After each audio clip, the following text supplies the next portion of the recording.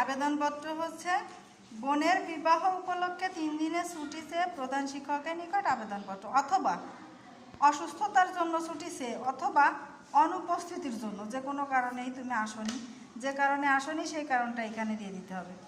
এই একটা পারলে সবগুলোই পারা যাবে।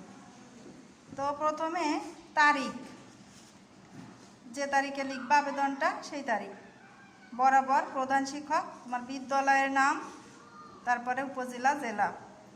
বিষয় হবে 3 দিনের ছুটির জন্য আবেদন। তারপরে জনাব, এখানে সহজ করে লেখা, এই কাটা এইটুক লেখা লাগবে না। সবিনয় নিবেদন, এই যে মনে করো প্রথমটা বোনের বিবাহ উপলক্ষে সবিনয় নিবেদন, এই যে আমার বড় বোনের শুভ বিবাহ সম্পন্ন হওয়ার কারণে আমি গত 21 তারিখ থেকে 23 তারিখ পর্যন্ত মোট 3 দিন বিদ্যালয়ে আসতে পারিনি। এখানে বড় বোনের বিবাহ, এটা ব্র্যাকেটের ভিতরে, যখন বোনের বিবাহ উপলক্ষে লিখবা তখন এইটুক দিবা।